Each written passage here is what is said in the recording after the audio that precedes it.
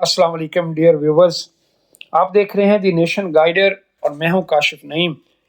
آج ہم بات کریں گے القدس کی تاریخ پر اور بات کریں گے القدس کے فاتح دوم حضرت سید صلاح الدین ایوبی۔ تاریخ اسلام کا ایک روشن اور سنہرا دور کہ جس کے آبروئے سیاست کی ایک شکن نے تاریخ عالم کفر میں زلزلے بپا کر دیے۔ بے شک وہ سلطان صلاح الدین یوسف بن ایوبی رحمۃ اللہ علیہ کا دور تھا۔ سلطان صلاح الدین ایوبی 532 ہجری بمطابق 1138 عیسوی کو عراق کے شہر تکریت میں پیدا ہوئے۔ آپ کا تعلق کرد کے ایک متوسط اور شریف خاندان سے تھا۔ بچپن سے ہی جنگی صلاحیتوں سے مالا مال تھے، کیونکہ شجاعت و بہادری آپ کو خاندانی طور پر ورثہ میں ملی تھی۔ آپ کے چچا شیر کوہ صلاح الدین سلطان نور الدین زنگی رحمۃ اللہ علیہ کے فوج کے سپہ سالار تھے۔ سلطان صلاح الدین ایوبی انتہائی فیاض دل، بڑے بردبار اور اعلیٰ اخلاق کے مالک تھے۔ اسلامی تاریخ میں آپ نے ایسے بڑے کارنامے سر انجام دیے کہ جن کی حسرت بڑے بڑے بادشاہوں نے کی ہے۔ مورخ لین پول سلطان صلاح الدین ایوبی رحمۃ اللہ علیہ کے بارے میں لکھتا ہے کہ بچپن میں صلاح الدین سے کوئی ایسی علامت ظاہر نہ ہوئی جن سے یہ ظاہر ہوتا کہ وہ آنے والے دور میں کوئی بڑا آدمی بننے والا ہے، مگر وہ کم سنی سے ہی ایک روشن مثال اور ایک پرامن نیکی سے ہی ایک روشن مثال تھے جو شرفا کو تمام اخلاقی برائیوں سے دور رکھتی ہیں۔ سلطان صلاح الدین ایوبی جوان ہو کر سلطان فوج میں شمولیت اختیار کی اور جلد ہی نور الدین زنگی کی فوج کے افسر بن گئے۔ سلطان صلاح الدین ایوبی نے جوان ہو کر سلطان نور الدین زنگی کی فوج میں شمولیت اختیار کی اور جلد ہی ان کی فوج کے افسر بن گئے۔ 564 ہجری میں سلطان نور الدین زنگی نے مصر پر حملے کا حکم دیا۔ اس وقت فوج میں بطور افسر سلطان صلاح الدین ایوبی موجود تھے اور فوج کے سپہ سالار ان کے چچا تھے۔ جب مصر فتح ہوا تو سلطان نور الدین زنگی نے سلطان صلاح الدین ایوبی کو مصر کا حاکم مقرر کر دیا۔ النوارد السلطانیہ میں ہے کہ سلطان صلاح الدین ایوبی کی رضامندی نہیں تھی، وہ یہ سلطان مصر کے نہیں بننا چاہتے تھے، مگر سلطان نور الدین زنگی کے اصرار پر انہوں نے مصر کی حاکمیت قبول کی۔ ابتدا میں سلطان صلاح الدین ایوبی حاکمیت مصر کے خلاف تھے، مگر اقتدار سنبھالنے کے بعد ان کے انداز بدل گئے۔ سلطان نے زندگی کی عیش و عشرت کو ترک کر کے تقوی و پرہیزگاری کی طرف توجہ دی۔ بہاؤالدین ابن شداد لکھتے ہیں کہ مصر کی امارت سنبھالنے کے بعد سلطان نے دنیا کو ترک کر کے اپنی زندگی کو مزید سختی سے اسلام کے اصولوں کے عین مطابق گزارنا شروع کر دیا اور اپنے اعمال پر بھی اسی حوالے سے سخت پابندیاں عائد کی۔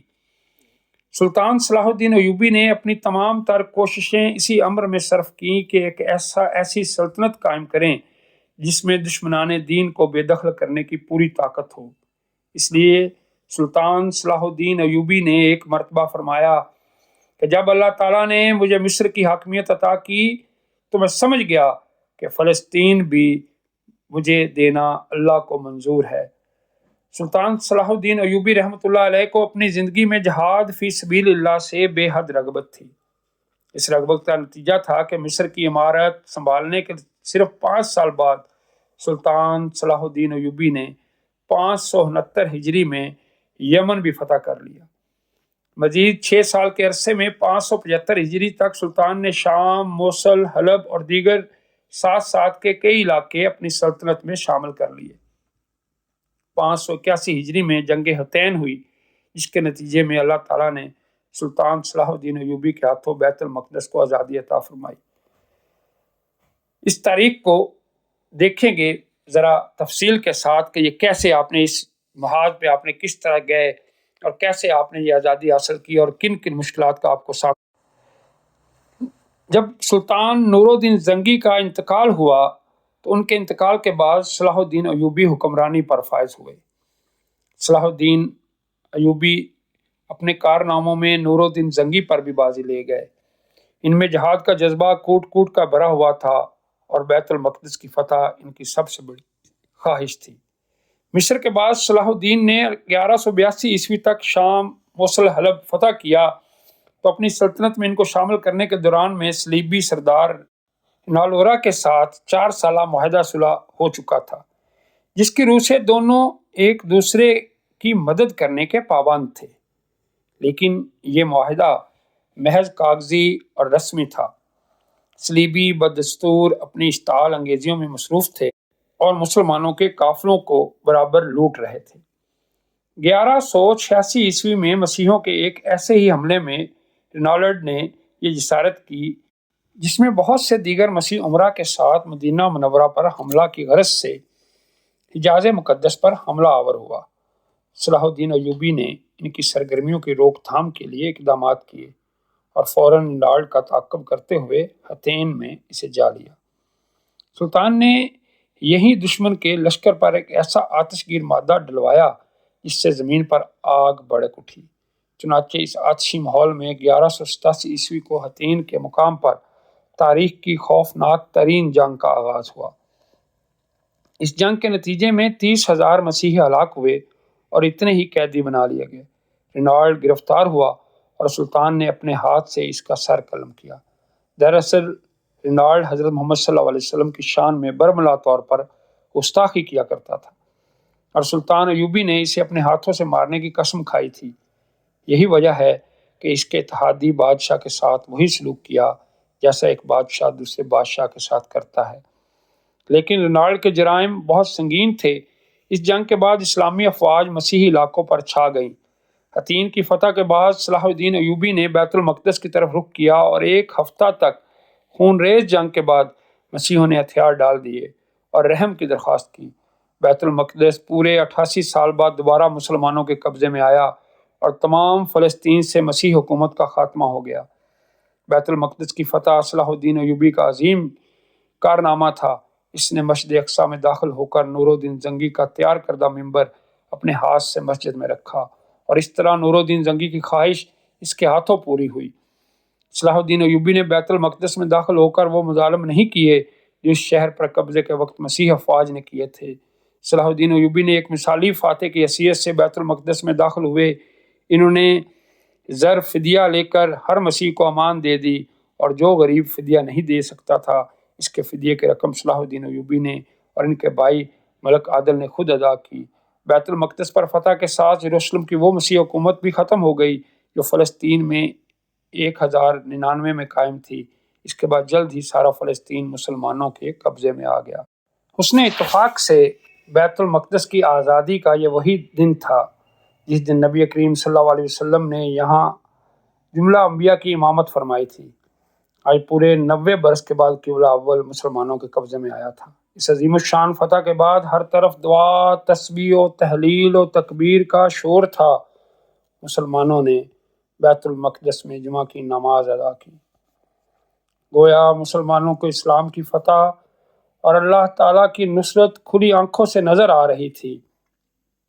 بیت المقدس پر مسلمانوں کے قبضے کی خبر سن کر پورے یورپ میں کوہرام مچ گیا، جس کے نتیجے میں اٹلی، فرانس، جرمنی اور انگلستان سے 6 لاکھ فوجی متحد ہو کر فلسطین کی طرف نکل پڑے۔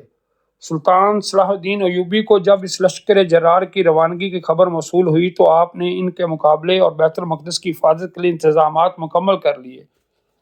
جب میں بار بار کہتا ہوں کہ اپنی تاریخ سے سیکھیں تو یہاں ہمیں تاریخ سکھا رہی ہے کہ جب بھی مسلمان بیت المقدس کا رخ کریں گے تو یہ ممالک اکٹھے ہو جاتے ہیں۔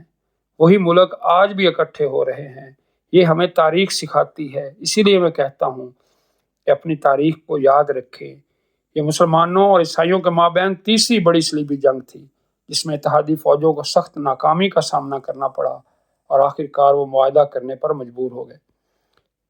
اللہ تعالیٰ نے سلطان صلاح الدین ایوبی کے ہاتھوں مسلمانوں کو ایسی عظیم کامیابی عطا فرمائی کہ اس کے بعد صلیبیوں نے دوبارہ کبھی حملے کی جرات نہ کی اور 761 سال بیت المقدس مسلمانوں کے قبضے میں رہا۔